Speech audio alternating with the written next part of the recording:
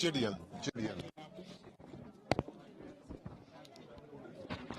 I can't. I'm miking you up, yeah? It's more comfortable to just do his little I just start. Yes, fine. And then I'm after your happy. conversation with Gillian, you will call if you land. Yes. Oh, Gillian would. Yeah, one of us. Yeah. Okay.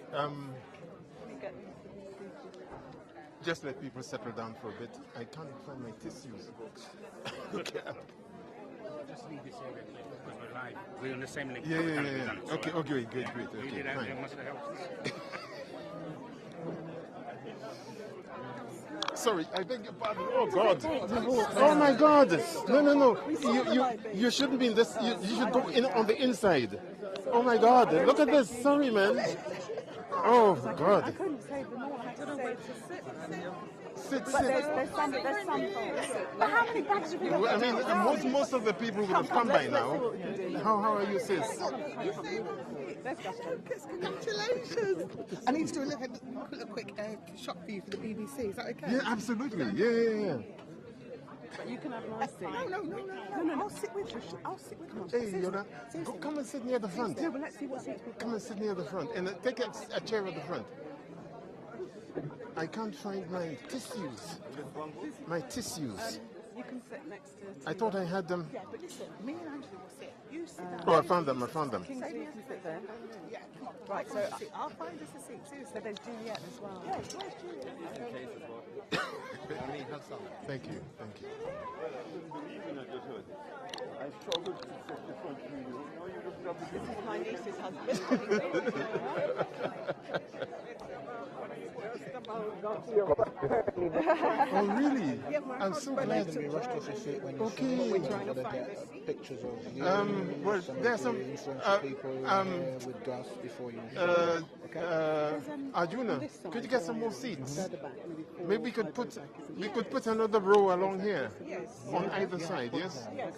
Thing is, I want to say hello like I know that I've seen her on TV on a regular. Yeah. Anyway, just getting pictures if you. Oh, spotted. Yeah. Yes. Your mic up? Yes.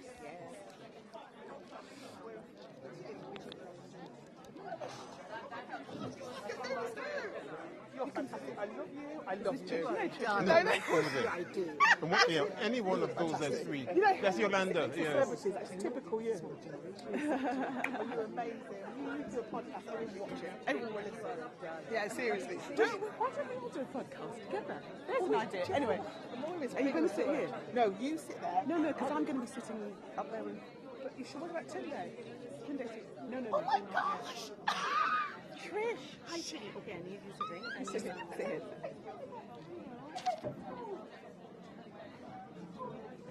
Michael, Can you sit down now, please? What about Angela though? I think we should do your bit now. Is that right? Make sure your dad sits there. Okay, I'll just stand for now. Because I'm giving my seat away. Oh. They lived in the car. They lived together. Really? Yes. Many years ago, yeah. Okay. Have you got a mic? Suleiman, What we could do is put Yeah, I'll get some chairs. There's a chair. did you want us to use a mic? These are radio mics. Oh, I see. Okay. All right. And when it comes to the poet, we just give things. Okay, fine. All right. So you can introduce Michael. Yes. Yes. Good evening, ladies and gentlemen, brothers and sisters, family, friends. My name is Nicole Moore, and I'm a member of Brixton Books. And I'll be doing a little bit of hosting for part of the evening. But before we go any further, I just want to let you know that this evening's event is being live streamed, because there are people, of course, across the continent who are quite interested in being a part of this evening, even though they can't be physically here, especially family members of people who are highlighted in Gus's book, Blazing Trails. And so we know that there are some of you who do not want to be filmed, and so during the Q&A, questions will be audio recorded, and the answers will be on film. Okay?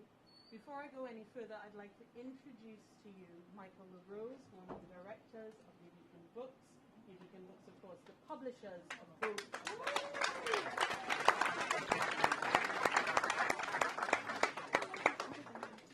I just want to say a few words about New Beacon in relation to Gus's book.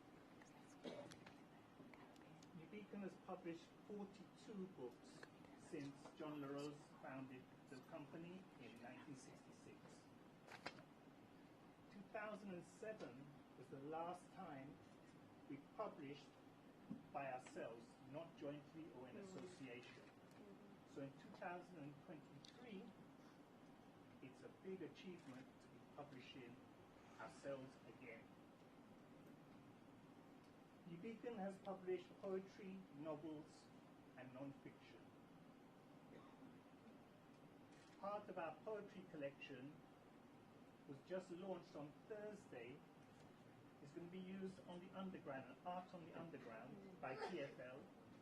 And sometimes you'll hear some poetry and you'll see somebody performing some poetry, and that will be our arrangement with New Beacon Books and TFL.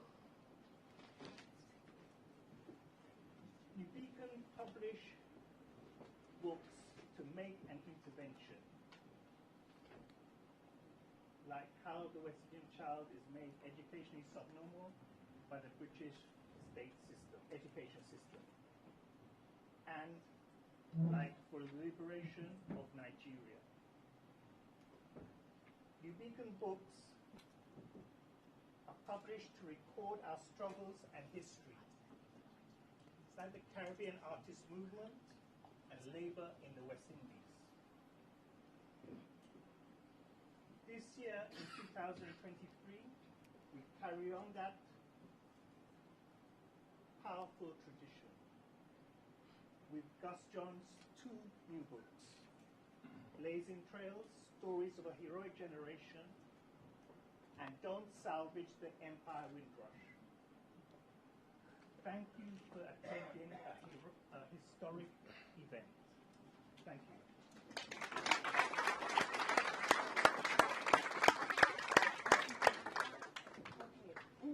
Thank you. Live stream details. How do we send out live stream details to people who would need that information? Okay. So our guest, of course, Professor Gus John, in conversation with Gillian Joseph, and I'm going to give a little information on both of our speakers, if you like. Gillian Joseph, more than 30 years of broadcast experience, and currently presents Sky News at 10, and can regularly be seen across the rest of the Sky output as well as reporting on the road. I quite like the fact that you've never stopped being a kind of on the road journalist. That's a really not everybody. Having started with the BBC in Manchester before becoming a radio reporter and producer with Radio Merseyside. And she was one of the first, while in Liverpool, to break the news of the murder of James Bulger. I remember that. We remember that. Returning to London in 1998 and working as a reporter and newsreader on BBC Radio 1, Gillian has since then reported for the BBC's Black Britain programme, both the 1 and 6 o'clock news, Newsnight, and the holiday programme. I mean, all over the world you've been. All over the world. Gillian has reported from locations across the globe, including Northern Ireland, South America, and Africa, the continent of Africa. And accustomed to seminal stories, she's presented live on air for several hours the day Iraq went to the polls in that country's first ever democratic election. So lots of really big historic moments. Gillian has been there on the ground and has covered royal weddings, diamond jubilees, has covered the death of ancestor Nelson Mandela, and also the presidential elections in 2016 for Sky News from both Washington and New York, and then back again in 2020 to Washington to cover the elections and the subsequent fallout. After the murder of George Floyd in 2020, Gillian presented a highly praised Sky News special interactive program called Race and Revolution: Is Change Going to Come? Racial disparities were analysed in a kind of fresh light in this program and won Gillian more kudos. She has covered every UK general election since 2001 and extensively reported on the EU referendum around the country. And most recently, Gillian has reported from Kiev on the war in Ukraine. Ladies and gentlemen, Gillian.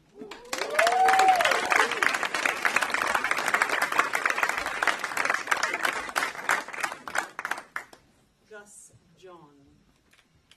Look, he's giving me looks, already. Professor Augustine Gus John. Born in Grenada but has lived mainly in the UK since 1964. Gus was a member of the campaign against racial discrimination known as CARD in the middle to late 1960s and was a member of the Council of the Institute of Race Relations in the early 1970s. He started the first black supplementary school in Oxford in 1966 and, while still a student of theology, we could have lost him to the priesthood. Did you know that?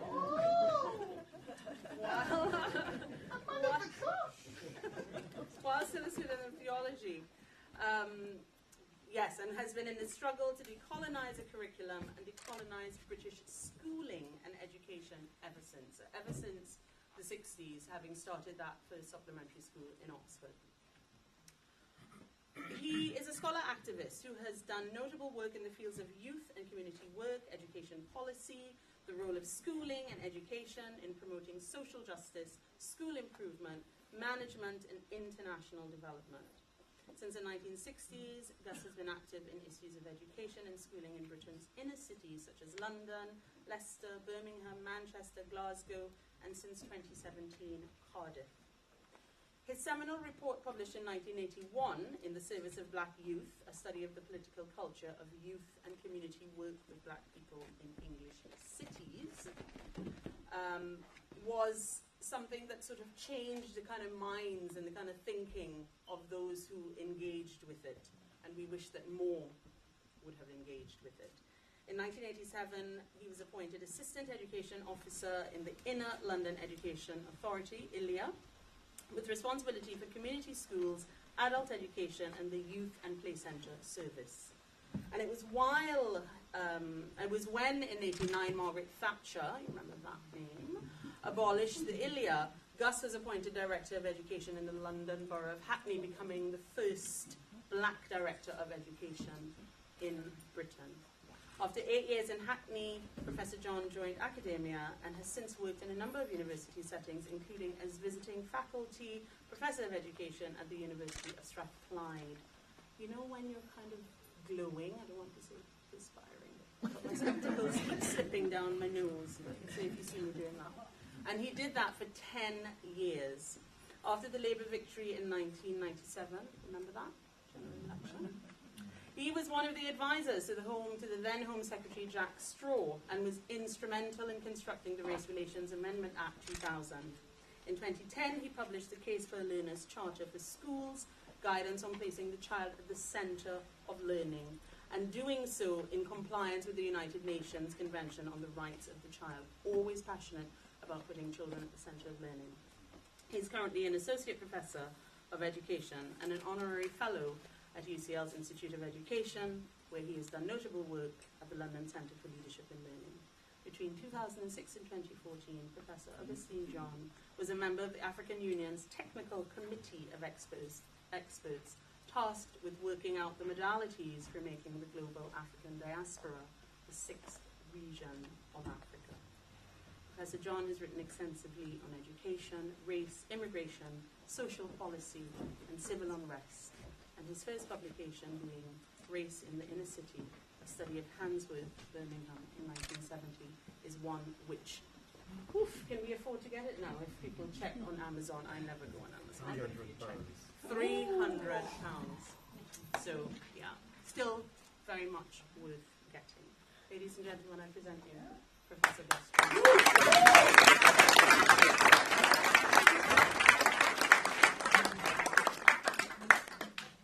Thank you, everyone. Is my microphone working?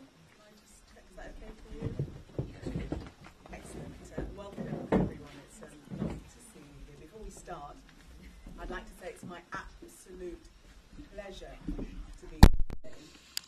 I'm honoured to know Professor Gaston. My family and I love him dearly. I'm here today.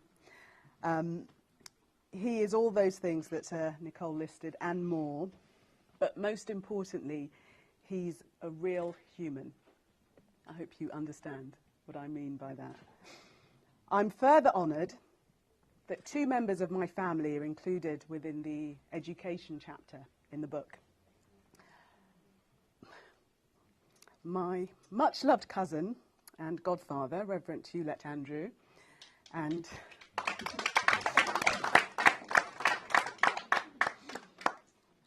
my beloved and forever missed mother, Victoria Joseph.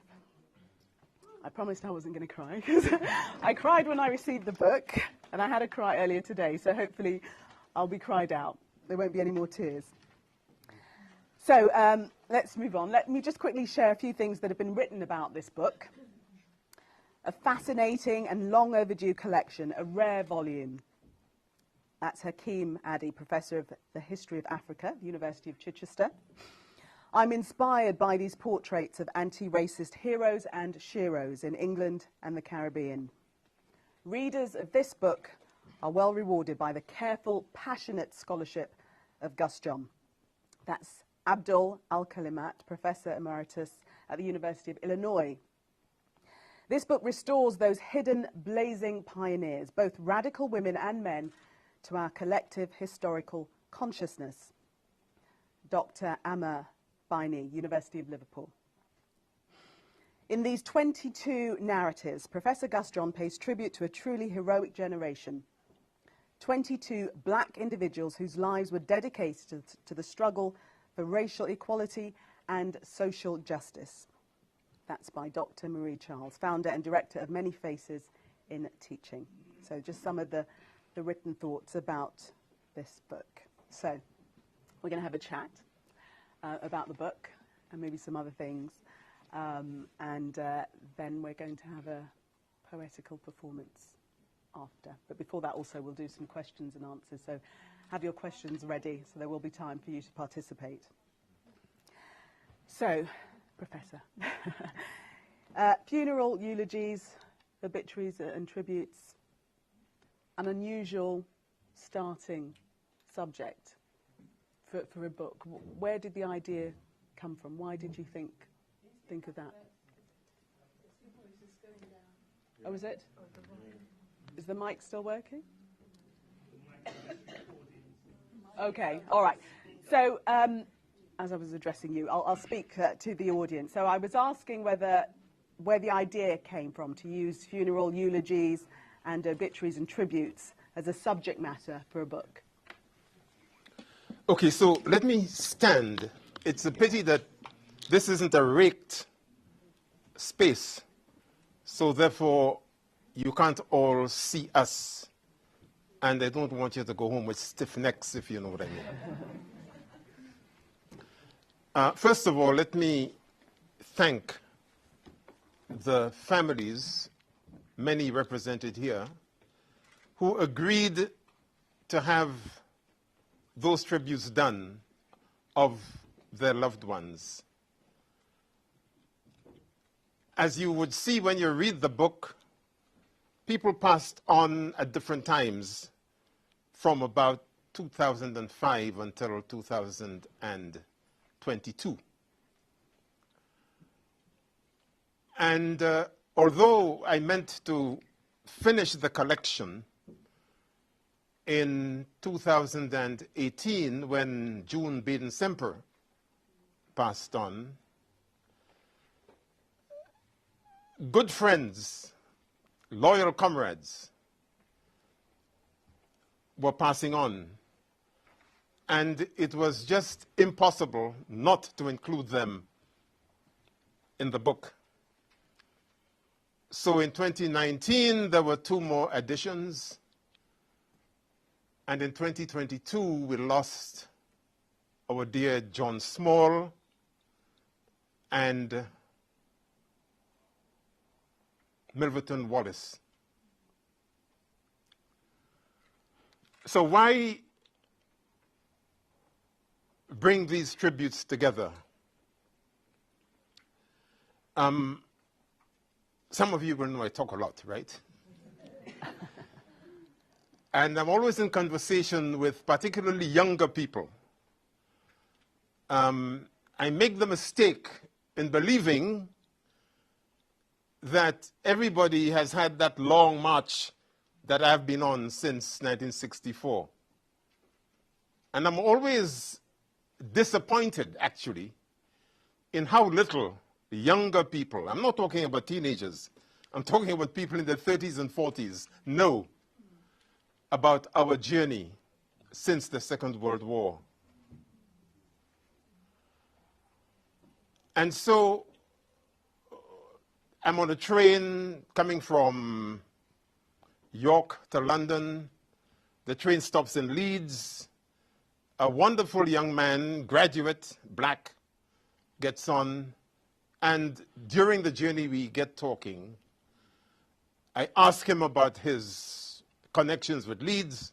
I tell him about mine and about how I helped to develop the supplementary school movement in Leeds. And he asked me, what is a supplementary school? Black graduate. 2 weeks later, I'm being interviewed for one of these small acts films, the subnormal one. And the woman interviewing me was a highly talented black graduate. And during the intermission, I asked her what she studied at university. And she told me she read English.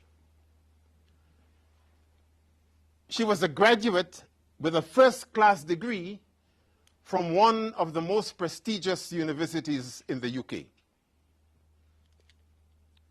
So I asked her, do you mean English literature or literature in English? She looked very puzzled and then said to me after about half a minute's pause, what is the difference? And my heart sank. I thought to myself, here you are with a first-class degree from one of the most reputable higher education institutions in the world, and you do not know the difference between English literature and the degree that you've just done and literature in English. When I probed a bit further, I discovered that she read only 2 books by black people in her entire course. Shimananda Adichie's Heart of a Yellow Sun and Ngugi wa Thiong'o's Petals of Blood.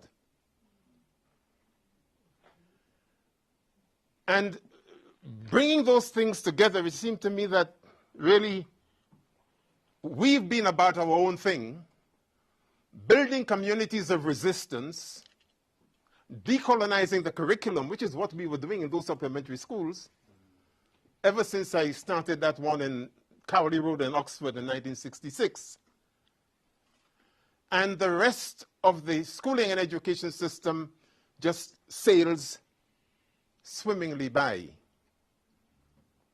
There's no way in anybody's imagination that schooling and education system provides black students or any student of any ethnicity with an understanding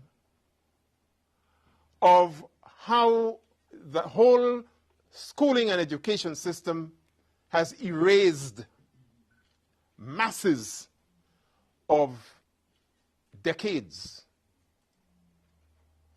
of cultural products, of knowledge production on the part of people from Africa, from Asia, and non-European parts of the world.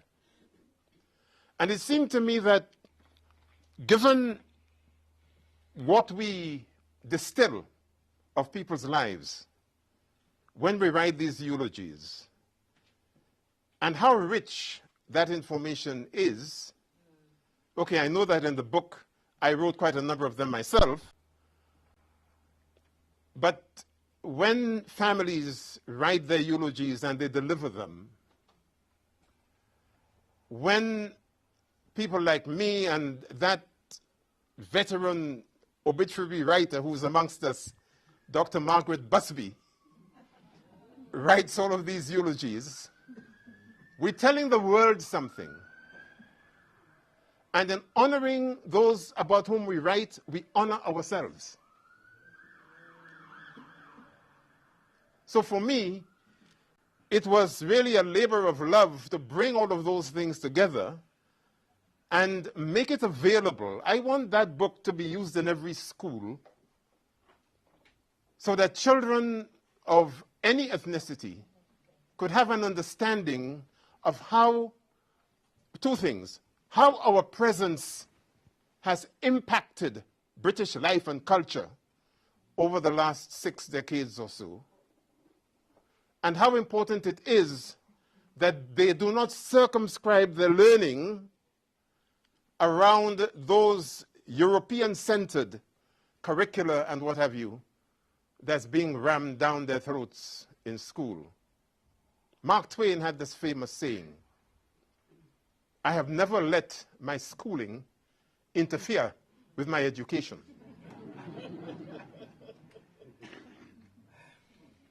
We have been about the business of not allowing British schooling to be the end all of our children's education. Hence our supplementary schools, hence our Black Studies programs, hence the work that people like Professor Hakim Addy has been trying to do with those benighted people at the University of Chichester. Long answer, but...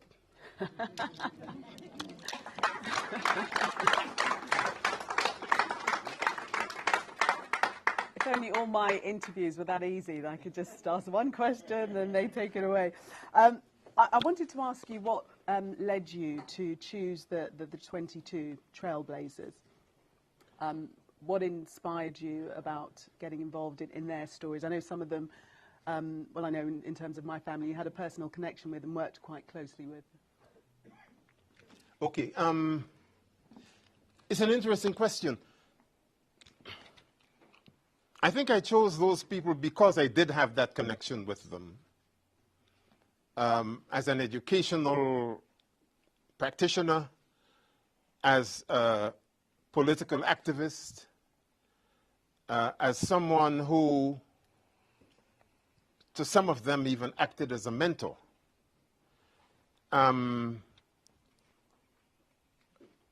Someone wrote to me recently and asked, why were there some glaring omissions in the book?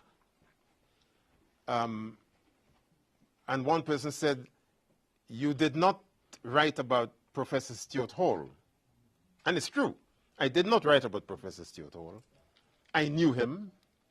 When I worked in Handsworth in the late 1960s, he was at the University of Birmingham running the Center for Contemporary Cultural Studies.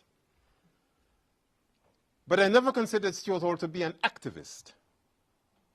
He was an esteemed scholar, an unmatchable academic. But we did not move in the same circles. I was actively engaged in improving the quality of education that black children received, in debunking all of that European stuff that people were being taught uncritically. And, I mean, whatever it may mean, I've always identified with people at grassroots level, which is why when I was studying theology at Oxford in the middle 1960s, I spent more time in Cowley with car workers from around the Caribbean, the men and the wives working in the Radcliffe and Churchill hospitals, than I did in the priory singing Gregorian chant.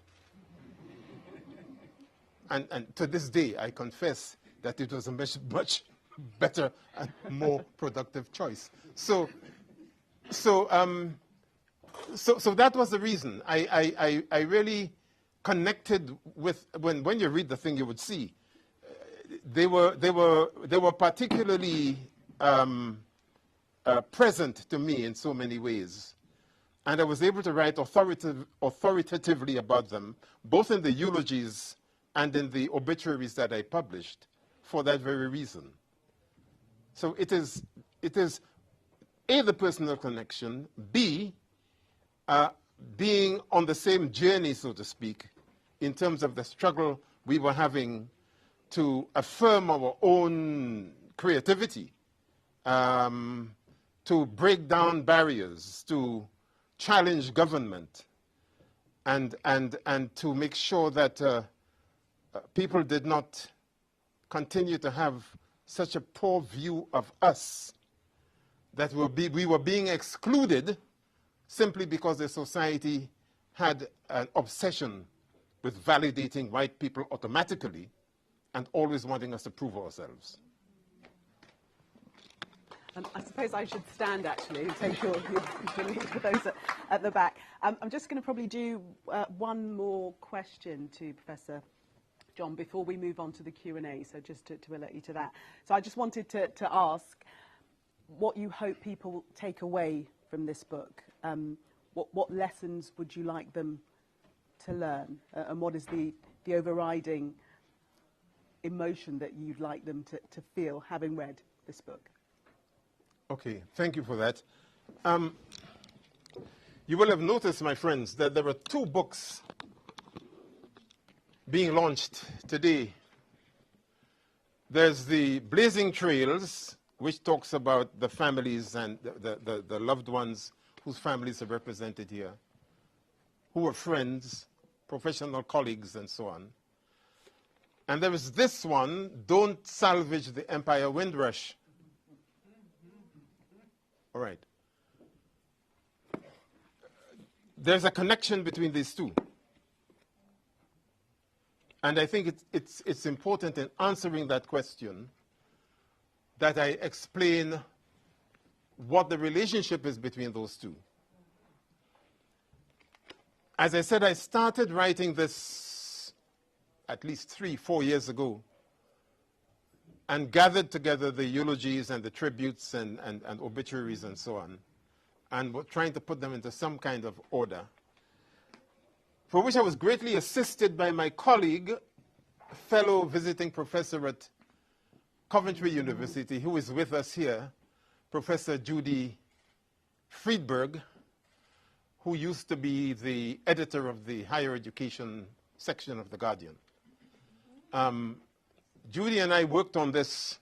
In fact, I harassed the poor woman incessantly until we knocked it into some kind of shape. And Judy, I'm really very grateful to you for the time you spent and your patience with me. Yes, Judy is here somewhere. Up, Judy. Oh, there. Okay.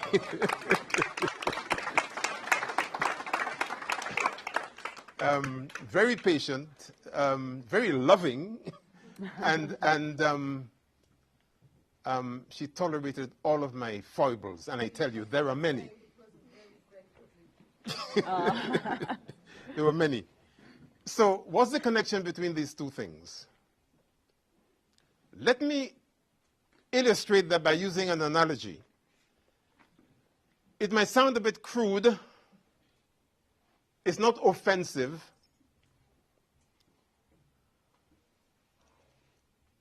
And it is this. And I've thought about it a lot in trying to understand this phenomenon, the Windrush phenomenon, and trying to understand why it is that late 80s, 90s, after every 5th or 10th anniversary, the Windrush story comes to the fore, and in this last period, June of this year, it was completely ridiculous. Okay. The analogy is this.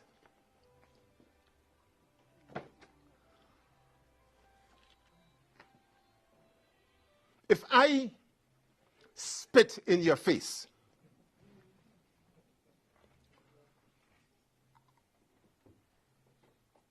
demonstrating my contempt for you, the fact that I feel superior to you, and the fact that I have the power to do with you as I like.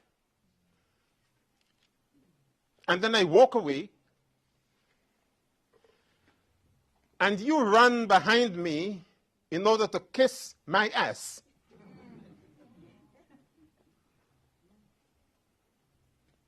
And then I turn around and I spit in your eye, and you brush it off, and you run behind me again to do the same thing. Logic suggests that something is more fundamentally wrong with me than with you.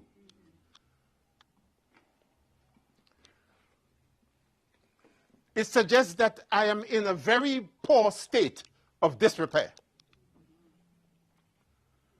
It suggests that I have no sense of agency.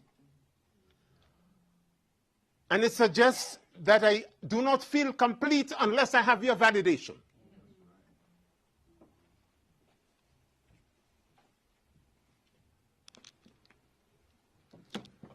This book represents agency. Everybody represented in here was about the business of building communities of resistance. Resistance to systemic discrimination. Resistance to structural racism. Resistance to attempts to exclude and marginalize us as a people.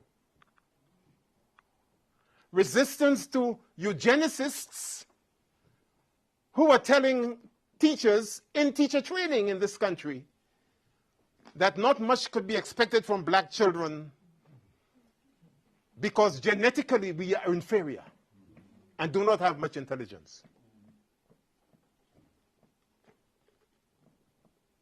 Resistance to the view that our patterns of child rearing, our determination to give black children a sense of positive identity was neither here nor there, and any white parent could do that. Read the story of John Small in this book.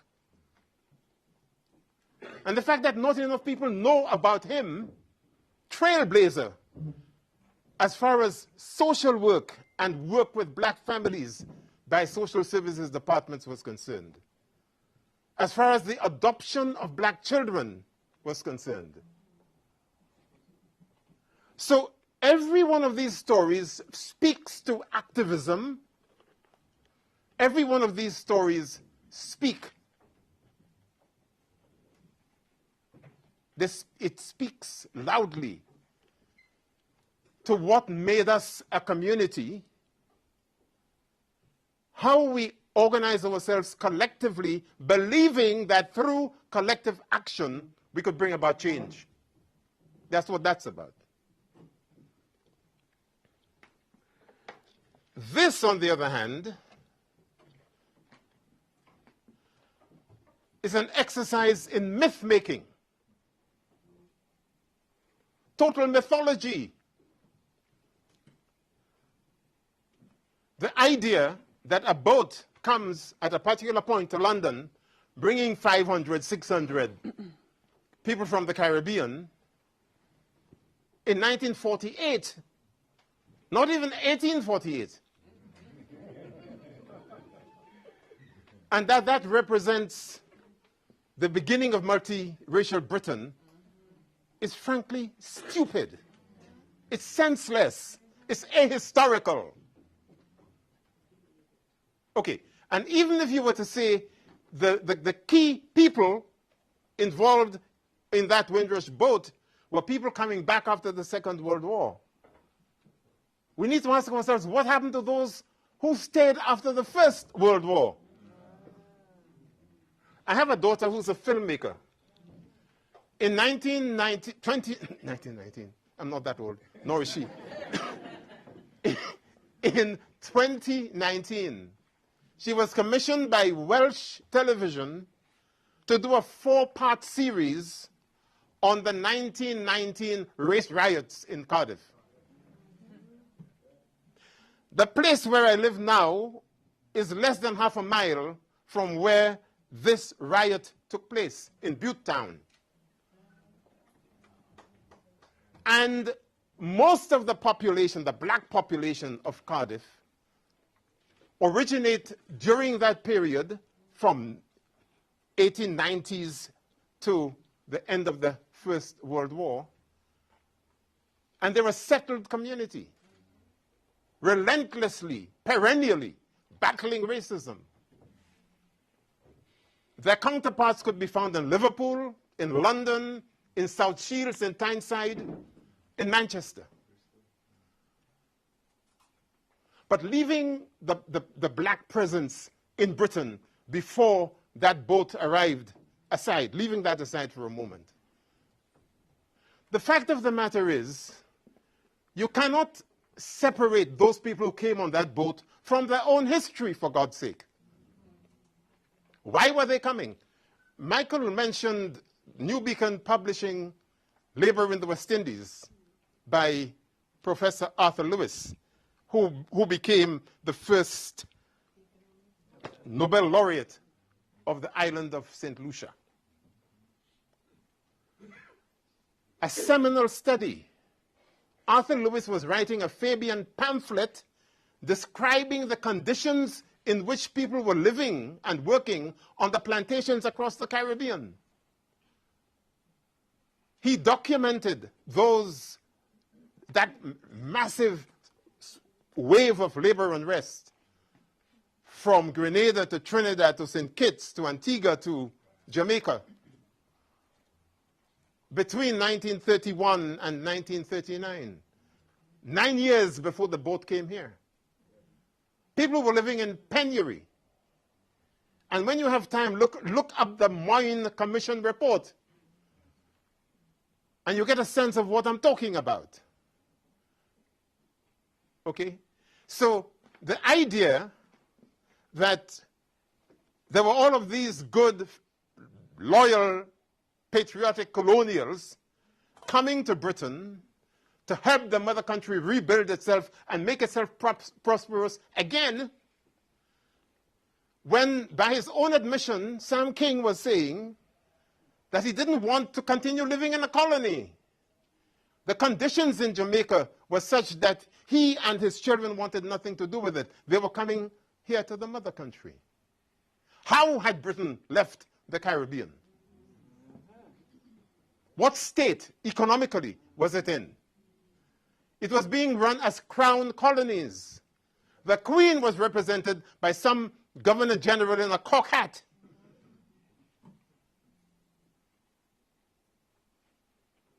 And when my father came here in 1957, having had to go to Aruba to work in oil refineries for the Lago Oil Company himself, that crook that became the Prime Minister of Grenada, Eric Gary,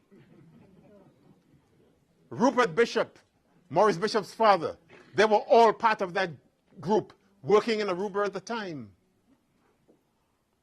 When he came in 57, and we stayed in our little village in Concord in Grenada and heard about the 1958 race riots in Nottingham and in London, we all took fright. We were concerned, deeply concerned.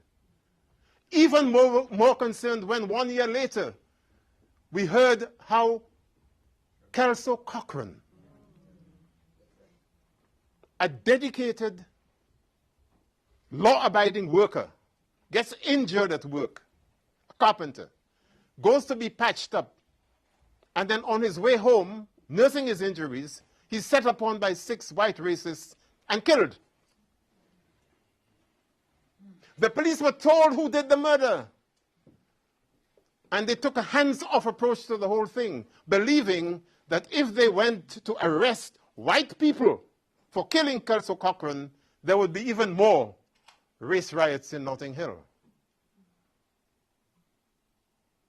We have to join up the dots. And I can't for the life of me understand how any intelligent person could want to boast about coming here to help make Britain prosperous again. Britain couldn't give two monkeys pink backsides. About the fact that we were living in penury, no compensation. Laura Trevelyan yesterday decides to go and give £100,000. £100,000, pocket change. How people could spend that on a barbecue in one weekend, for God's sake. And then the Draxes and the Lascelles and God knows who else. So where's our mind? Now you would understand what I mean by my anecdote, my example at the beginning. So really what I'm saying is, this teaches us and the whole nation about what we've had to overcome. The people whom we see on television these days and have been used to as black actors and actresses and what have you over the years, Empire Road, the barbershop thing, whatever it was called, Desmond's, and so on. Carmen Monroe, Norman Beaton, the whole lot of them. Mona Hammond, Rudolph Walker, Corinne Skinner Carter. Those people would not be there and as prominent as they became but for the work of Pearl and Edric Connor.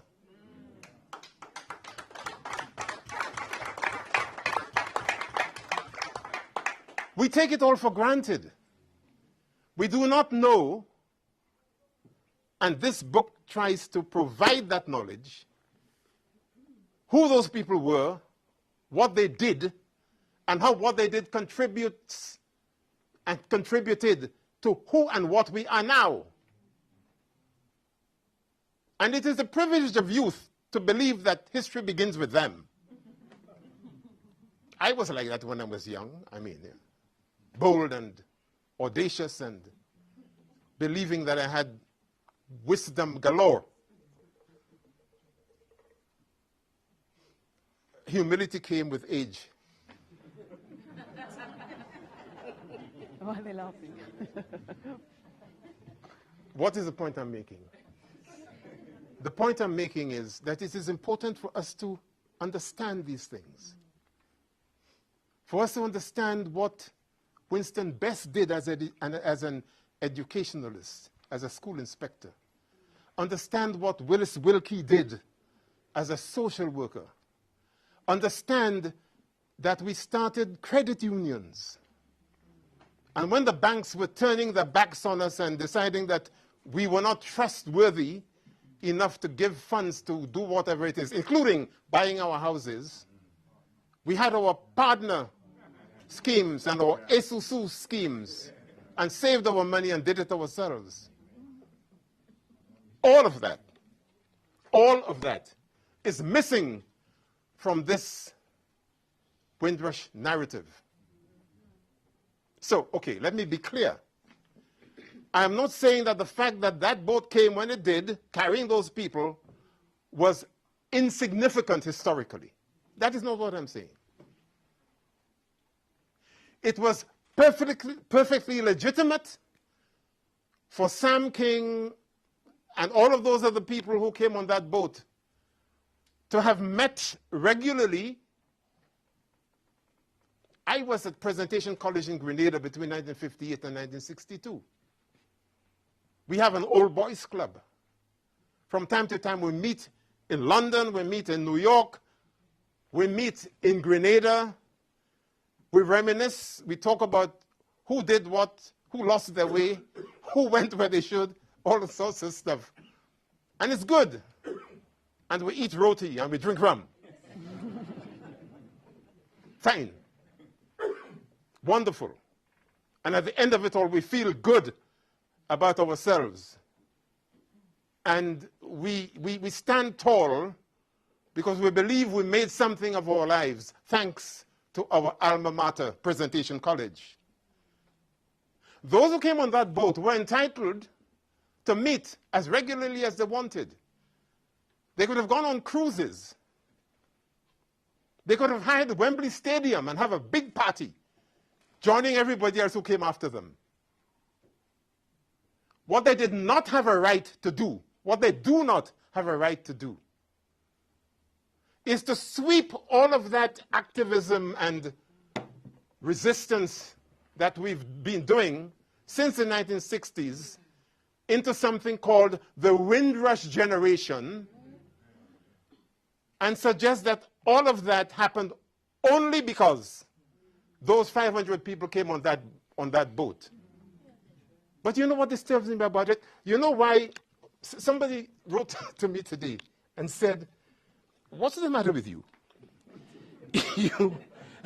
You're not content with launching one book, you've got to go and launch two. And I sent him an email saying, my friend, I live in London. And I'm used to waiting 23 minutes for the 102 bus. And then 2 and 3 come at once. So that's where that comes from. 2 for the... My last one was in 2010. It was mentioned, the case for a Luna's Charter for Schools. And I thought it's about time that there were more. So I did 2 at once. Okay? The point I think I'm making is this. We cannot allow that all that this represents, and I hope, as Professor Hakim Adi said in his endorsement of this book, that it would be an invitation to others, young scholars, school students, ordinary people, to go and do some more research, find out more about each of those 22 people. Tell their children about it. Talk to themselves as parents and grandparents about the same period that this covers. There may be more. If I had waited, I would have been able to include people like Mavis Best, people like Donald Hines, and so on. It would have been like War and Peace by the time I finished. And I would have been 85 years old. So I'm happy with this. It doesn't mean that it should be the only one or the last one. And I want, again, to thank the families who have been very generous with their own contributions and comments and giving me the permission to include them. Let me make one more point, and it is this. Michael didn't say it at the beginning, but some of you will remember that a couple of years ago,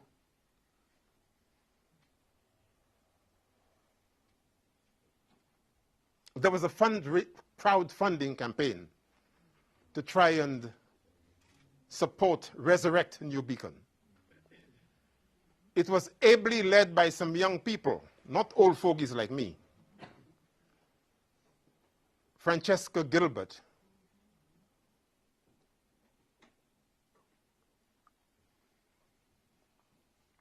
and her friends, a lot of them, including Nyasha Fraser. And they worked, organized it, used their superlative social media skills and so on. And that crowdfunding campaign raised £80,000 for New Beacon.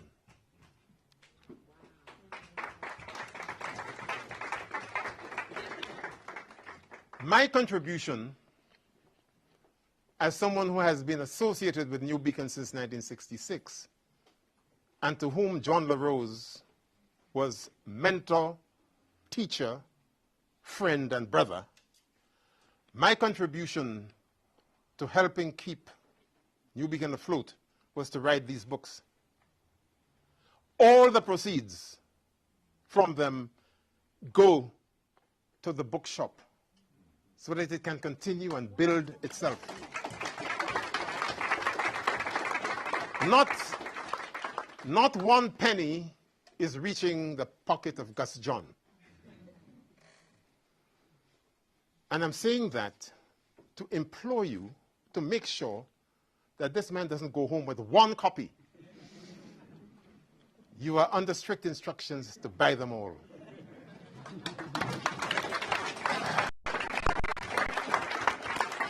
Right, we have run over time. You won't be surprised to know, but I think we'll still do the Q&A. Yes, Okay, yes, we do the Q&A and then a few. okay, couple so we'll go points. ahead with the Q&A. Are there any questions? Anybody would like to ask a question? Trisha Dudu. Professor Christian, we all know you, and you know we've all come across you. You're amazing. I can't believe I'm sat in front of Moira Stewart. Oh my God! sorry. But what keeps you going? Because you could easily just, you know, have an early retirement, just have an easy life. What keeps you going? What is that flame that just keeps you going for social justice? I deplore bedroom slippers.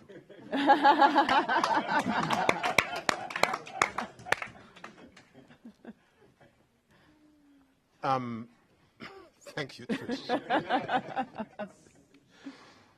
So, I did have early retirement. After 8 grueling years in Hackney, I retired in 1997 at the age of 52.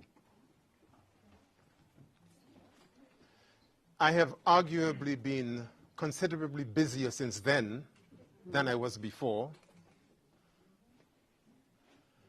And I suppose I never get tired of kicking ass. And that's as good a reason to keep going as any, because as you can tell, every single day that you open a newspaper, read the news, and hear all of these crazy people, there are loads of asses to be kicked.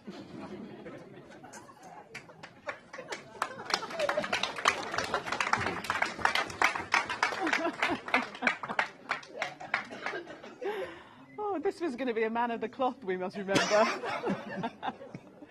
Any more questions? This lady here. Do you want to stand up? Oh, stand up? Yes, why not? Oh, greetings, everyone. I'm Tracy, also known as Sister Just Sunray, and radio show host for Galaxy. I've admired you for many, many years, and I'm choked to be here, and thanks to others in the room, I was able to be here. And I've seen and heard you giving your introductions to your books. And considering how things are now, and I would say we have gone backwards in so many ways, I feel like it's history that just keeps repeating itself. The establishments keep saying the same things, it's just by somebody new. What would be, as an activist, doing the work that you have been doing, I remember working with you when you was working with the group racism against racism And children's resources, yes. I lived in Devon at that time, and I used to drive all the way from Devon, and you were part of that management committee, and you've never changed your tune. Considering where we are today, what could we do to ensure that we don't keep making the same mistakes? Or can you give us some special kind of weapon that will help us to pass on to our children to stop us keep making these same mistakes? Because it's just history repeating itself, and nothing's changed. It's just a different face. Yes, I mean, it's a very important question. I try and be brief.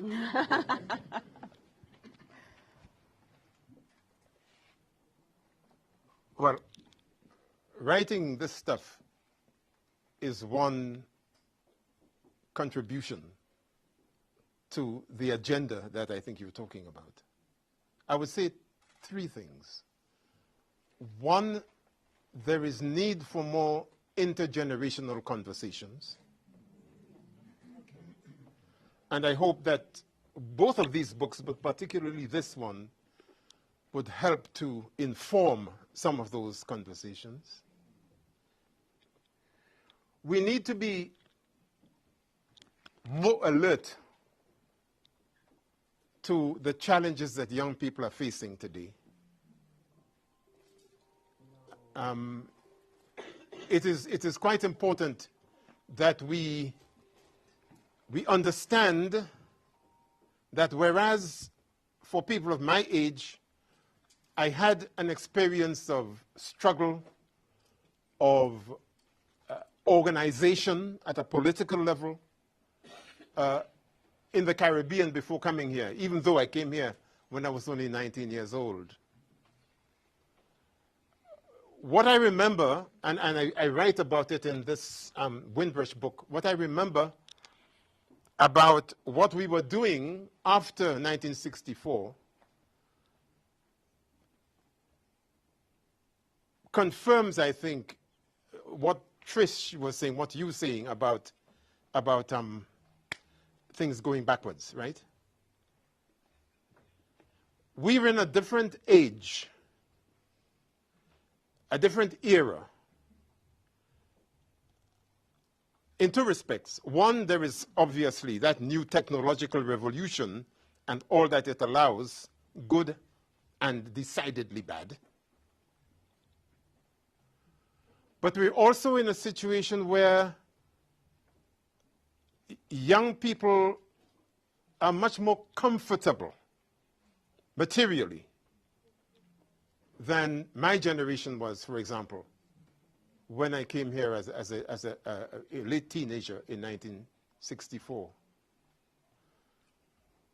But whereas my parents and uncles and aunts and that whole generation imparted to us some values and a sense of self and belonging, even though racism was trying to tell us that we did not matter.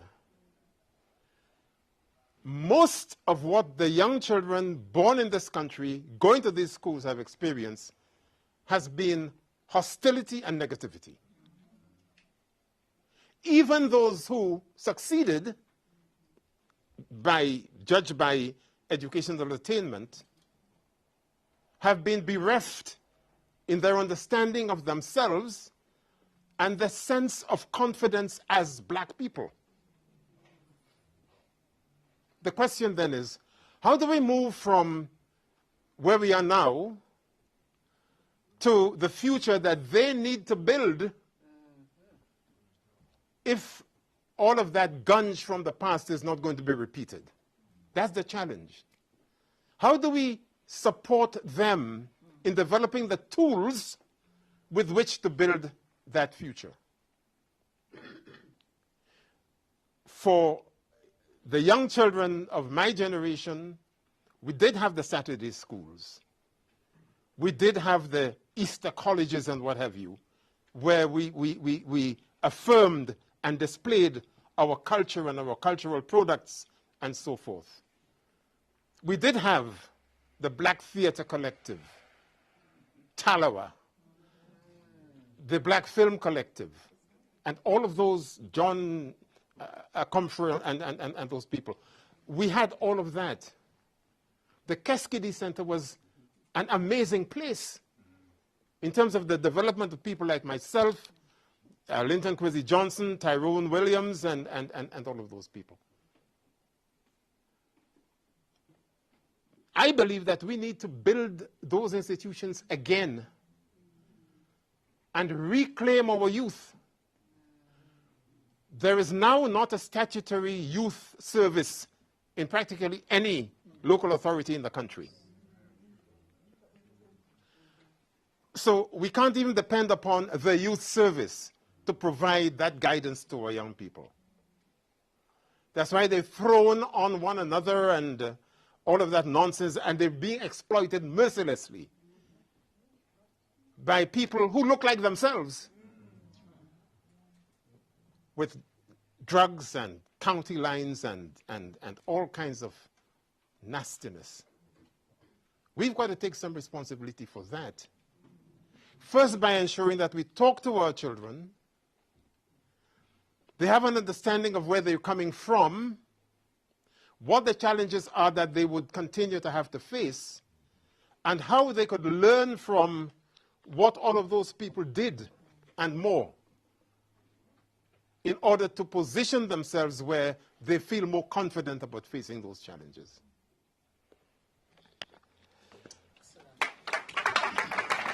Taking more questions? Okay, so this will be the last question, if you'd like to stand. Do you want to stand? Just to kind of carry you on a bit further on that point, again, you know, like everybody, I'm just really happy to be here and hearing you talk today. Let's tell people who you are. I mean, we can't miss that opportunity. The famous Martina Laird.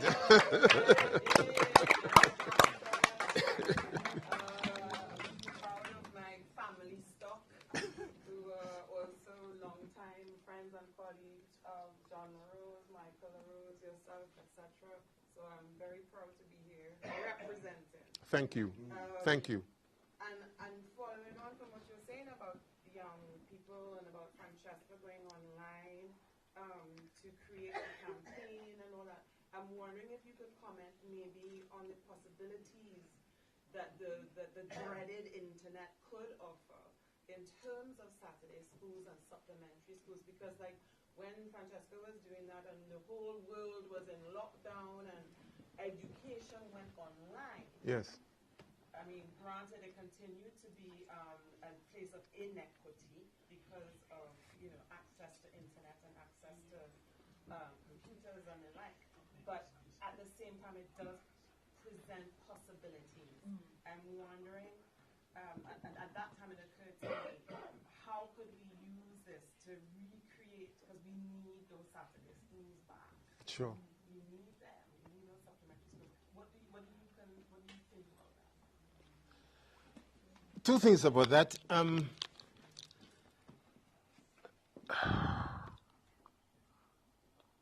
I believe that we need to take knowledge production much more seriously amongst ourselves as a people, and understand the arenas within which we generate and create knowledge and disseminate it. One of the reasons why, although sometimes I feel very dejected, one of the reasons why I have an abundance of hope is because of the young people around me and what I see them doing. Hugely creative, powerful in the sense of identity and who they are, and not willing to take the kind of rubbish that they knew their grandparents had to put up with in that early period. But needing, in my view, some proper guidance and direction as to where to take that, how to deal with it, how to make it as productive and impactful as possible. And yes, the Saturday school construct, the Saturday school as a place is important. But there are other arenas which young people are creating for themselves, where a lot of that is happening. I think we need to use the internet to share it more. So we talk about what is successful, what mechanisms we might use for generating stuff, as well as what pitfalls we need to avoid, and be open about that. Over the years, I have learned as much from examining, as a social analyst, examining our defeats as our advances, right? So I think that becomes important, and we can all create the arenas in which that could happen. Even when I was a director of education, I used to mentor at least 6 young people every single year. And I continued doing that for some while after I finished. I mean, even when I was at the University of Strathclyde in Glasgow, I found the time to do it with people in London and Manchester. And I would like to think that, you know, the older I get, is the more useful I can become in that respect. But we also need to demand that the state doesn't write off so many of our young people and create opportunities for them to be creative and lead fuller and more meaningful lives. One of the problems we have now is that, in a sense, we've all become too comfortable. When the National Front were kicking our backsides, and Column 88, and the BNP, and so on and so forth, and it was a question of survival and life and death stuff, because they weren't only doing packy bashing and incinerating people who look like they come from the South Asia in the beds. They, including in police uniforms, were doing nigger hunting. And we had to resist all of that. So we need to share examples of resistance, examples of construction, not just resisting, constructing in order that we could flourish.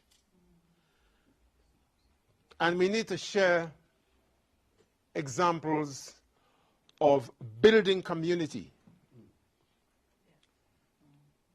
And building community so that we could do the repair that is necessary. The repair not only because of historic enslavement and all of that stuff, decolonizing the mind and so on, but repair because of the constant trauma that our communities are experiencing. There are layers and layers and layers of trauma within our communities.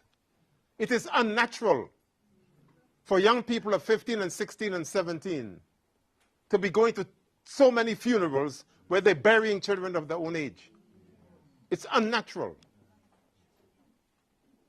In a country where we are not involved in a civil war, for God's sake. Right? So it's a matter of how we begin to get an understanding, an informed understanding of what these institutions are and what they are doing from nursery to university. And how, therefore, given that challenge, we organize ourselves so that we can give the best of ourselves and get the best out of ourselves. There's a huge amount of talent within our communities. And the repair requires us to be less individualistic in spite of the cult of individualism that neoliberalism promotes, and take responsibility for one another if we are collectively to take responsibility for the future.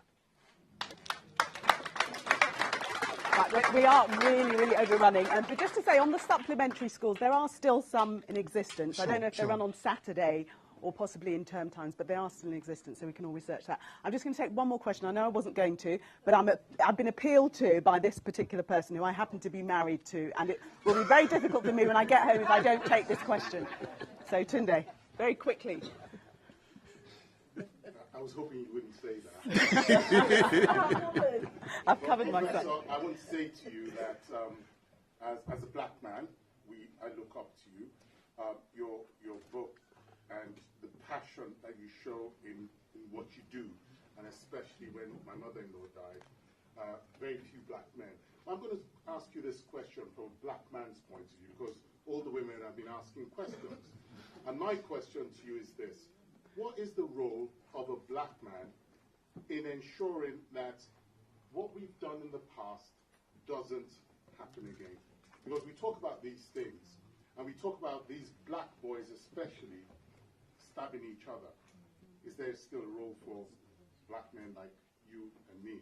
And I follow you in your footsteps, because I'll tell you what, I look at you today and what you've achieved, and I've read about you before I came here, I read about you, I've followed you for a really long time.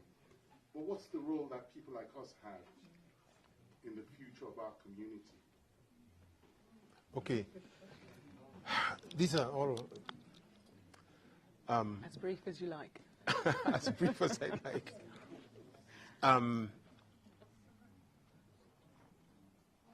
I think the first thing to be said is that we are not a homogeneous group. People are at different stages of their journey, of their growth in consciousness, of their journey to discard and debunk unwarranted behaviors, to become better parents, to be better examples to their children and others around them.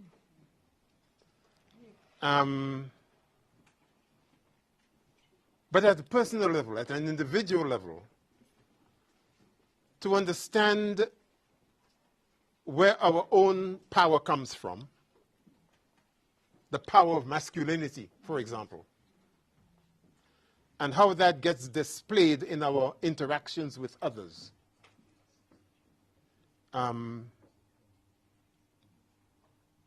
I trained myself to be a feminist.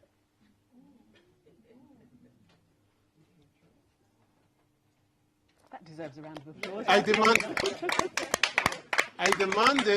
demanded that my daughters were very clear about what they would allow any man to do to them or with them. And that my sons modeled the behaviors that I wanted men to bring to my daughters. Okay. And it's got to start at that level. It has to start at that level. So the way we interact with one another,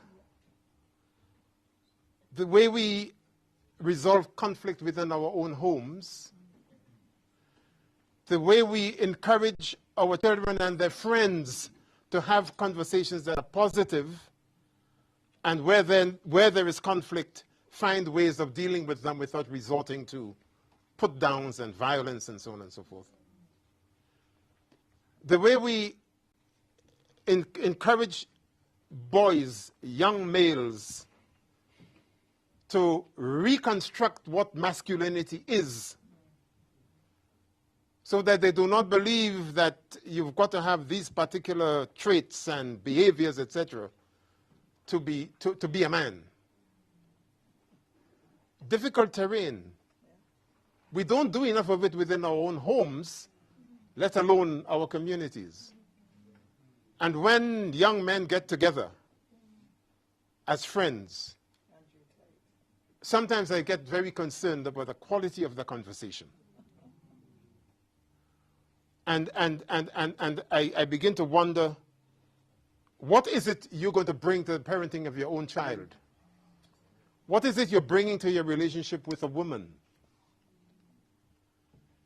So it is as granular as that before we begin to talk in more general terms about black men.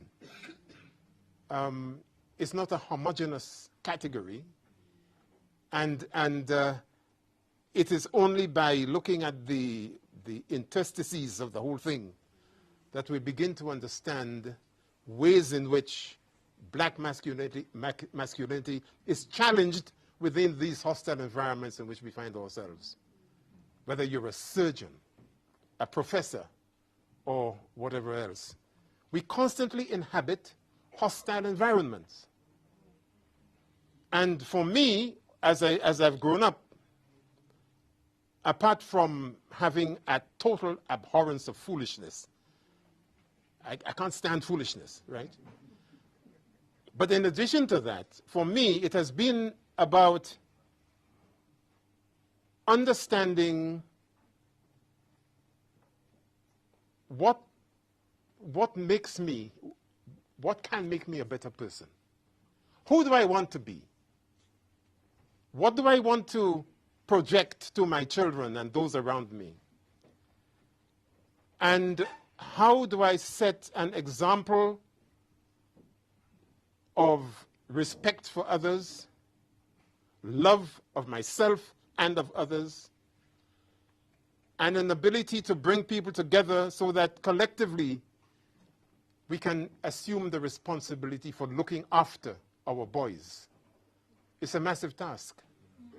But it's got to begin at that basic level and then begin to see how it radiates into other areas of black boys' lives and black girls' lives. The one thing that I really worry about right now, some of you would know that I run this charity called Communities Empowerment Network. I started it the year after we finished this working group against racism and children's resources with Jerry German, who was one of the founders, 1999. One of the things that I'm concerned about is the attitude of black boys towards black girls, particularly on the axis of colorism. The number of black girls who go home distressed because of the harassment they get from black boys about how black they are, with black signaling ugliness. We have a lot of repairing to do. And we've got to address it at that level where people can feel free to come to talk to us about those things in a non-judgmental environment so that we can assist them in unpacking, deconstructing their own behaviors, where all of that stuff is coming from, and understanding the impact that their behavior is having upon girls who could be their own sisters. Wow. Right, that really was the last question. That really was the last question. I'd like to introduce... I'm a student from Hakim Adu, and he just wanted me to mention that if you could all sign a petition and stand with us, you know what's happening with his course at Chichester. That's all I wanted to say. Okay. All right. Thank you very much for that. Yes, Professor John did mention that earlier on, but perhaps we can discuss in smaller groups how to get involved. We're going to hear now from Yolanda Lear, who is a spoken word artist, who's going to grace us with a piece. Yolanda.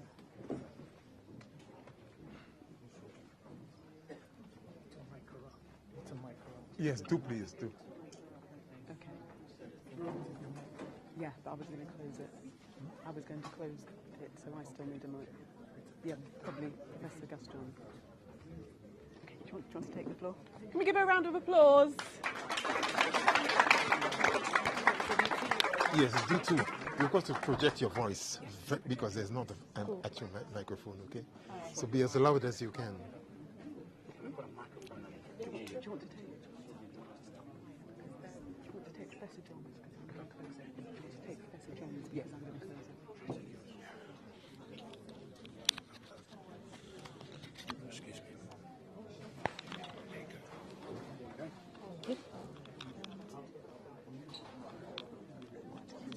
Let's go. Shall I start now? Or? Can we have a bit of quiet, please? 10 to 2. Yolanda has got a finely tuned voice. And I hope that she can project so that you hear her at the back. But the more quiet we are, is the more we would hear what she has to share. Thank you for joining us. Thank you for having me. Can everyone hear me? Yeah? Cool, cool. I'll try and be loud. I am a quiet person, but if you can't hear me, just say so I can project a bit more. So I'm going to share 2 poems with you guys. The first poem I'm going to share is called Black and Proud. I'm going to read from my phone because I don't remember it. So I'm not ignoring you guys. I'm not being rude. I am reading it from my phone. broken in the past, but still we stand. Hurt in our hearts, but still we dance. Tears to fill the river now, but still we smile. We've been dragged through the mud, yet still black and proud. History proves that we should be worn out, but still we move. It's a constant fight. We have to struggle just to be right, just to be seen like I'm right here. But all they see is a shadow. And the shadow doesn't have emotions or a voice, so it's silence, no noise. Bottle up your emotions and move on. And it's only valid when businesses need to show that they are diverse. Then your lived experiences get heard. But don't get all excited because it's only for a moment.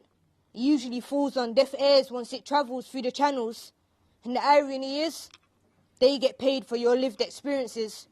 And in return, you still get to live them. I guess we should say thanks because I wasn't expecting any different.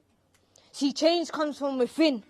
I mean, change comes from the community and then it spreads its wings. So I'm saying power to the people because we are powerful people.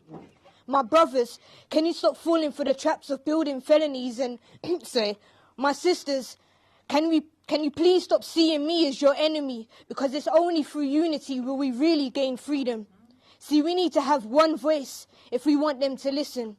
Because we are not lazy, we're tired. We've been carrying our ancestors' pain for years and still told to be silent. We are not lazy, we're hurting.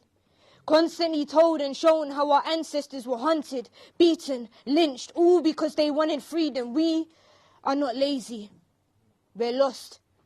We're only shown parts of our history while the rest is hidden. Feeling like we're stripped of our dignities, we search for who we really are. We are not lazy, we're frustrated.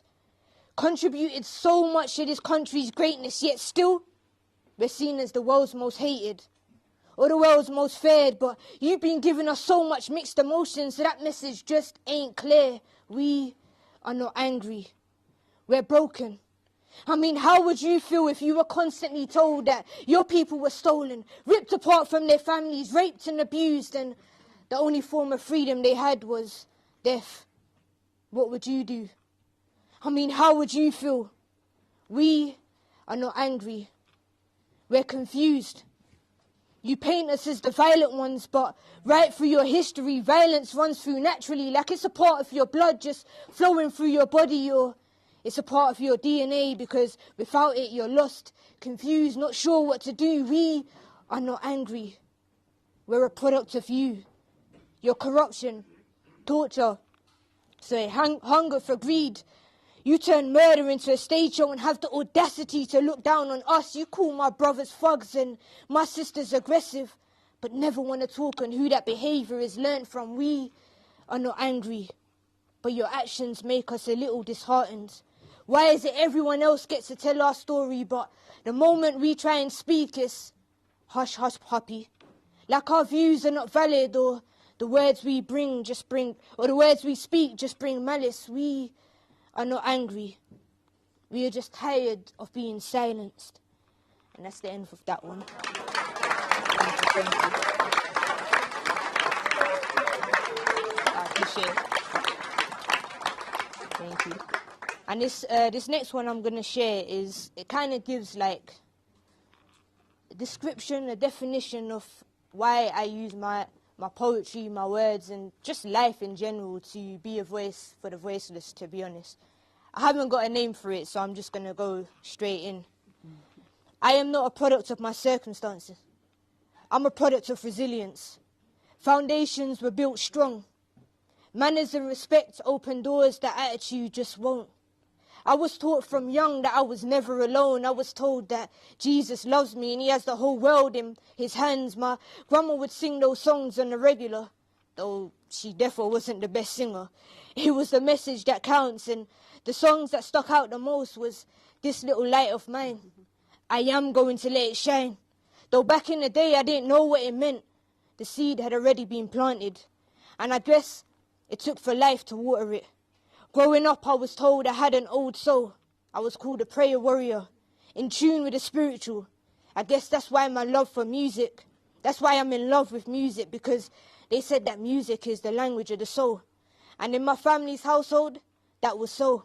From the sounds of Elvis Presley to Garnet Silk or Lauryn Hill or Gladys Knight, my ears were constantly blessed. So I guess it makes sense why I think most of this modern day music is trash. Just a fun fact, remember the song that my grandma would sing? He had the whole world in his hand? That's actually an African American spiritual song. Yet I was only ever told the Western version. But that seems to be a common trait in history. We create something, then all of a sudden there's a new Western discovery. Take rock and roll, for example. They will tell you that Elvis Presley was the king of rock and roll. But they won't tell you about Sister Rosetta, known to be the queen of rock and roll, known to be a founder of rock and roll. We don't talk about her. It's not a name that many people know. Is it because she's black? Or is it because she's a sister? I'll let you decide. All right, back to the story. How I became me. Why I fight for justice and equality. I guess from young I knew that life was imbalanced. I couldn't explain it. I just felt it.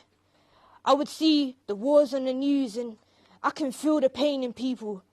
It would tear me apart. You see, I'm an empath. I feel every emotion, all the pain in people's heart. I would always felt like I was carrying the world, but I couldn't quite explain that I was carrying the world. All these emotions that I was feeling, the hurt in their souls, which is a part of the reason that I don't really like crowds. Because if you know, then you know. Energy's real and I got to protect my crown. But sometimes the noise is too loud, even when I'm by myself. Which is why I'm thankful for my granddad introducing me to jazz, because that's a spiritual medication that the world needs more of. Because when music hits you, you feel no pain. Now there's an artist, the late great Hughes Masekela. He uses music to express the words of his voiceless community. But jazz gave them a voice when silenced by society. Mr. Masekela wrote a song called Soweto Blues, speaking on the Soweto uprisings in 1976. Around 20,000 children protesting a decision by the apartheid government in South Africa to make Afrikaans studied in school. Although Soweto Blues was written and produced by Hughes Masekela, it was sung by another queen, Miriam Makeba. These two artists constantly used their voices, talents, experiences to speak their truth without making others feel uncomfortable. They allowed our pains to really sing through each of their songs. If you get a chance, please go and check them out. Being introduced to them by my granddad and my mum, it opened my eyes to exactly what words can do. And it's artists like them that gave license to someone like me to use my words to allow our unsung truth to be spoken. They let me know that music holds power, but so does our words. They say the tongue is sharper than the sword. Now remember, I said that I feel every emotion. So the world's pain I can't ignore. It was building up inside me. Everything I was writing was a reflection of my depression. You see, in 2011, I lost my aunt to cancer. And then 4 months later, on New Year's Day, my cousin got killed. That was his birthday. And then 9 months later, my baby cousin passed. And then year after year, another person passed. All that pain that I felt, plus what was going on in the world, there was only one song that I felt that was the anthem that best suited at times. And it was a song by a Jamaican artist named by Egyptian. He speaks on how the times we were in were serious. Now I want you to take a hold of the fact that that song was written in 2006. You see, at that time, street violence was on the rise. Young black kings were losing their lives. We would hear about the state murders in America. I was aware of the hardships of the world, but I couldn't tune out. It became impossible to disregard, yet everyone seemed to do it with ease, but not me. It would burn me mentally. I knew I had to do something, say something, because if I stay silent, then I'm just as bad as those who were turning the world mad. You see, I felt like that for about 5 years straight, without being able to explain just how I felt, just what I saw. It felt like I was the only one who could not ignore. Now in 2017, that's when I realized that maybe I'm not. when the death of Rashawn Charles happened. It confirmed that we are in some serious times. People were saying that Rashawn's caused his own death, but I saw the footage, the original one, and it was over 20 minutes long. They did him so wrong, yet he still got no justice. And no one was really listening to the people. We weren't being heard. I felt a strong desire that I needed to do more. But the following year, I was mentally broken, also homeless. I couldn't think straight, let alone create change. I had to face the storm in order to heal myself, dig deep in my traumas and uproot them. That part of my journey was so emotional, so painful, so painful, so hard, but yet still, I came out feeling so blessed, so thankful, so humbled by life, a sense of purpose. I knew how to use my voice. I found a workplace that understood how I felt, allowed me to express my pain, frustration, the feeling about the world. They gave me a voice when I felt like I had none. And when the world was forced to stand still, when we were hit with a pandemic, a lockdown, in the middle of that's when I wrote my book, The Journey to an Undefeated Mind. It was in the storm that I found my peace of mind. I understood the power of mind. I unlocked my undefeated mind. With this, I felt power to change the world, to bring back humanity, integrity, love and honor, to respect one another. Through this, we can begin to help change the world. But to do this, we have to focus on the simple blessings in life. You see, we tend to overcomplicate it. Our expectations are too high. We compete with everyone around us, indulge in other people's lives like it's our own, so much that we forget to live our own. So the last message I want to give you guys is love the life that you live and live the life that you love. Thank you.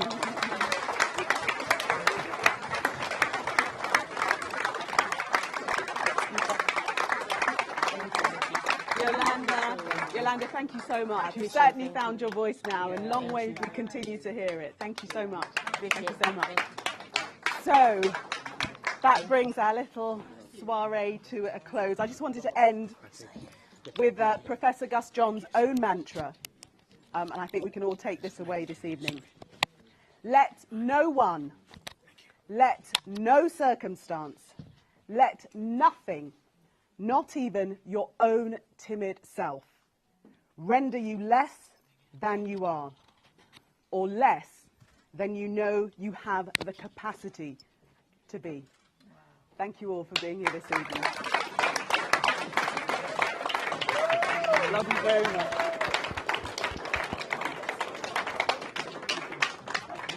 Thank you very much for being here. Thank you, Professor Gus John. Thank you, Gillian Joseph. I'd like to say before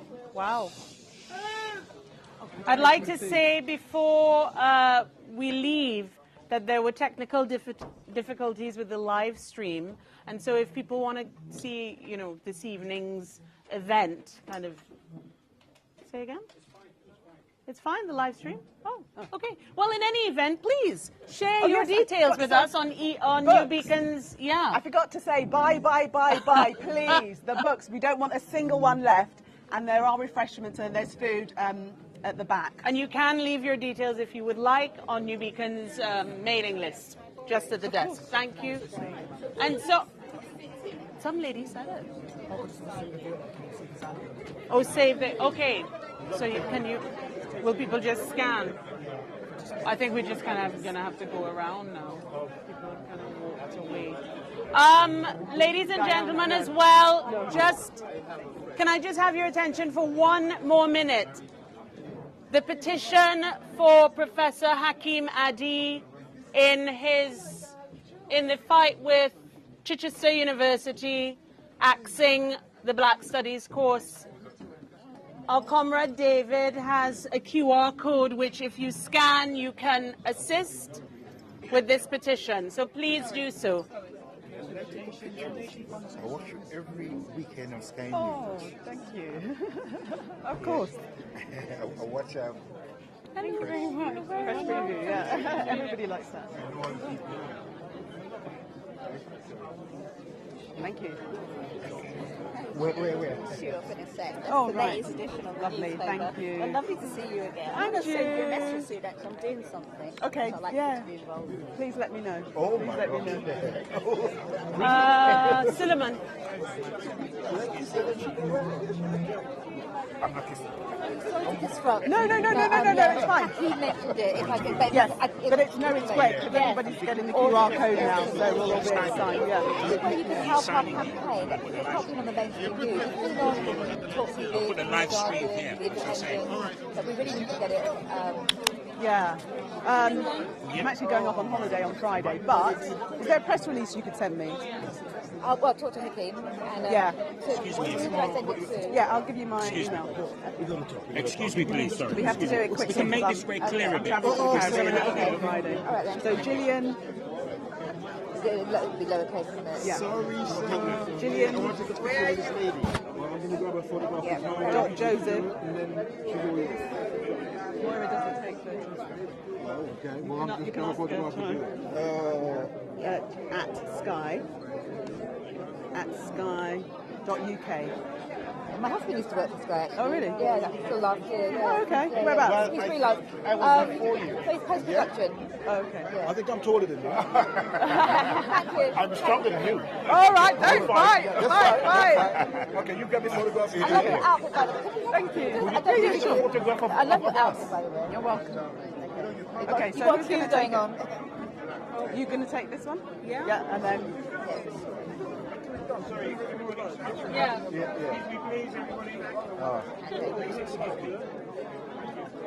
Quickly do it.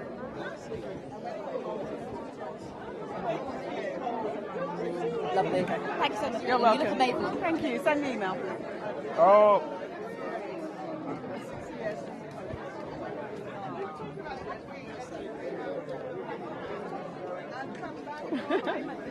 It's a video. Can I get a picture of you and Miss Busby? Picture of you and Jill? We got enough light? 3, 2, 1. Fabulous. Thank you. How tall are you? 5'5", I think. I'm trying to find somebody as short as me. Oh, right. Okay. I'm nearly. We're almost the same height.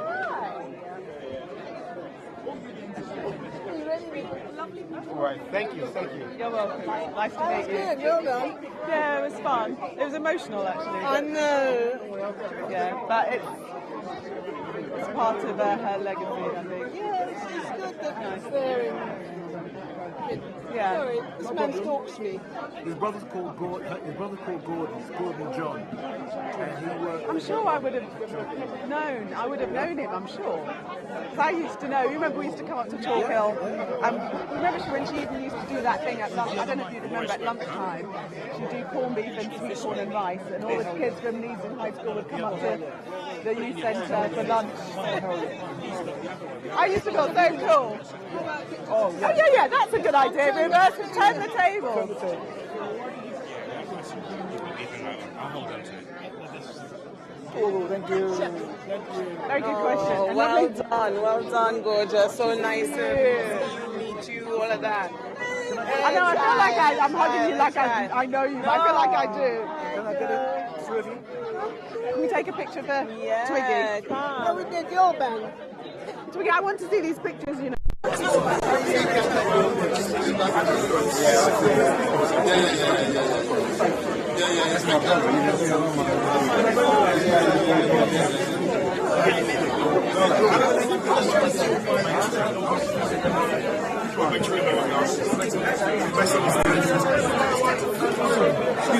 Sorry, darling. This is recording live. Sorry.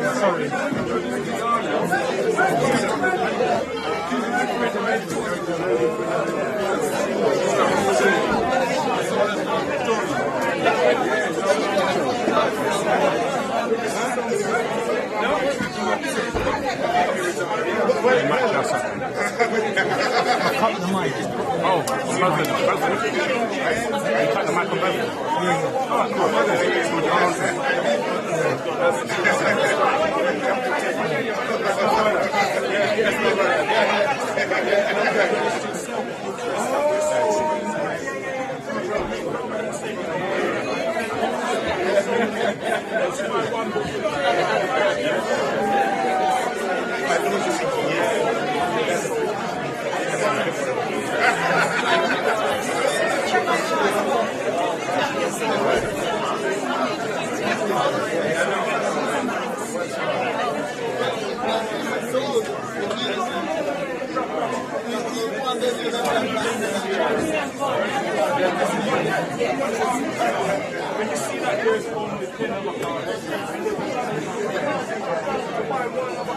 It's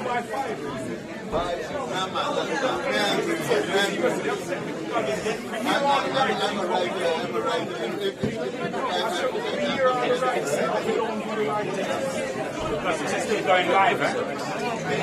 Still going live. No, why not? I want to say hello to Martina. Glad the book selling, man.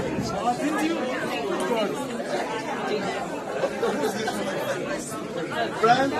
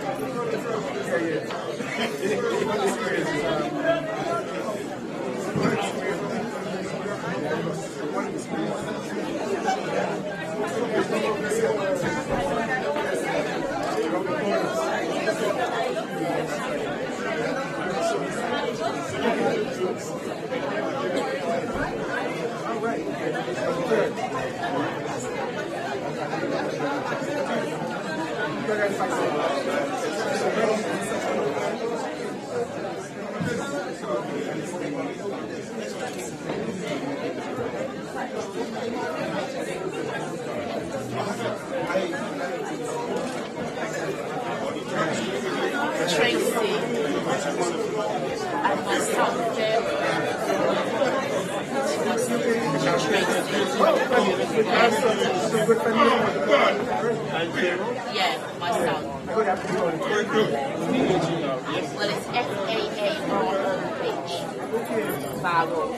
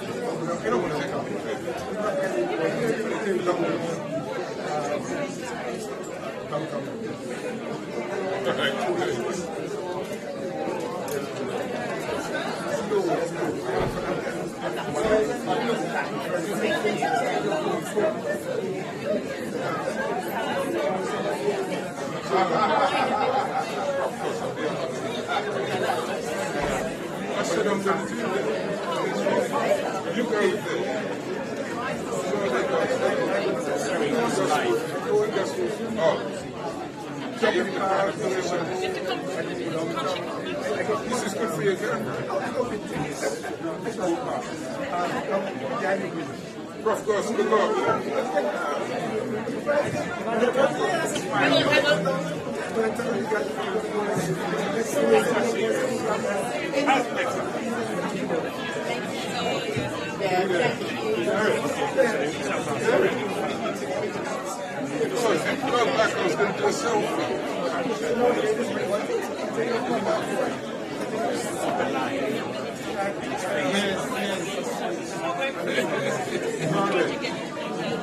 At least I wasn't mean to you.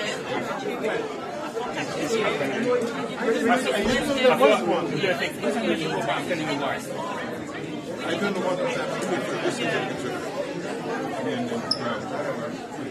Sorry, just indulge us. How about the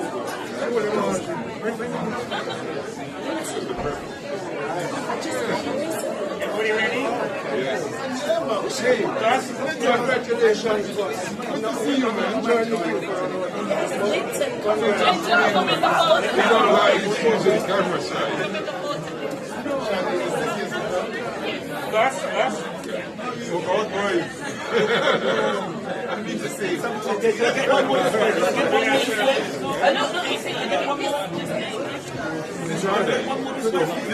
thanks for coming. When did you come here? Have you been here? Okay, Gus? No, I came a bit. Gus? Oh, boy. Wait a minute. Who's this guy? I'm the same thing. Yeah, look, great. They're official.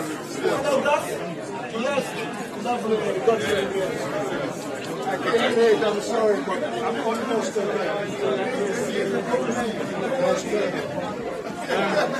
Who is this?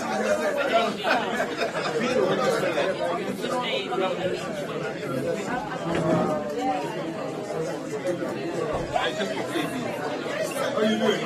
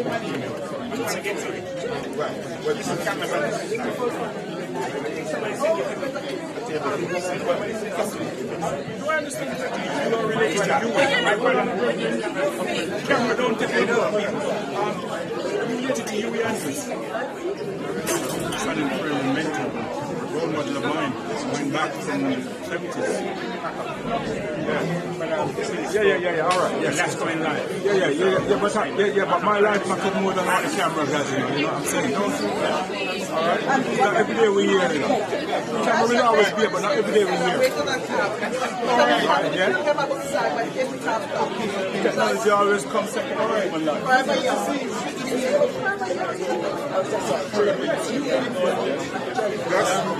Right. So I bought this for you. I'm all right. Yeah. Listen, we have to talk about that thing with Yeah. I already bought 3 tables.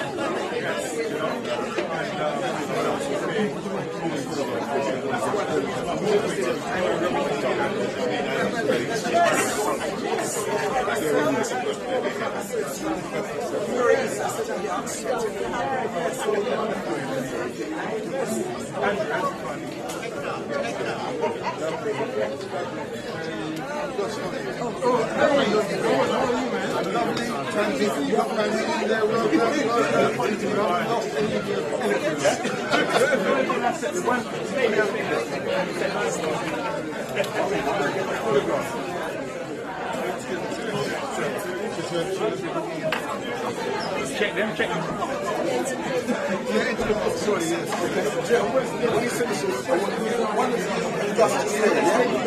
This keeps going into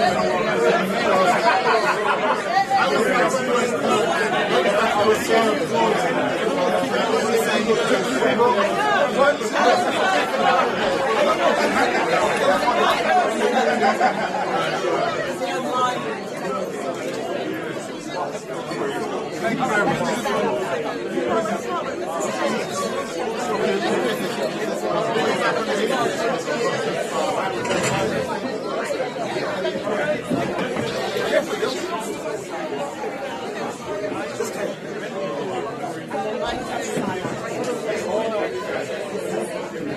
He's got to come into the picture as well.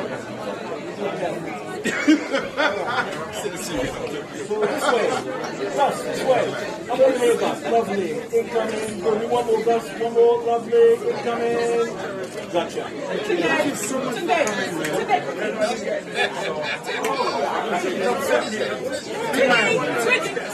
I didn't realize I had such a fun club in the family. Yes. Yes. Incoming. 3, 2, 1. Go. Give me one more. One more. Incoming. 3, 2, 1. Lovely.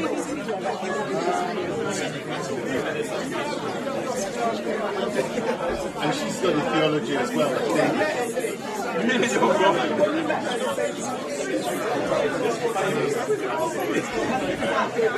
I remember that.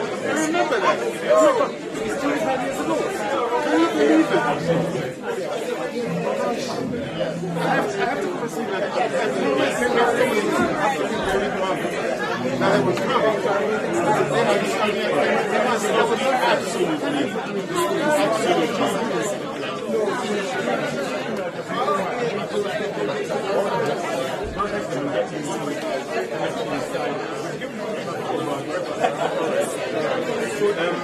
Have you signed your books yet? Probably sold this. I don't know about the Oh, this is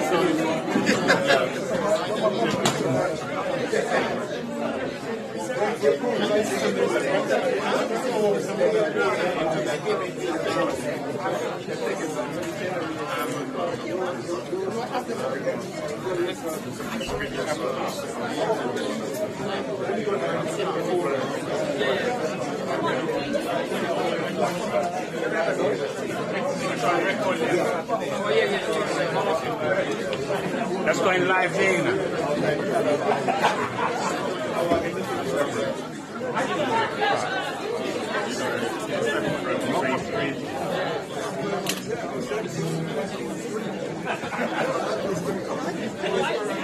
So for you and Charlie.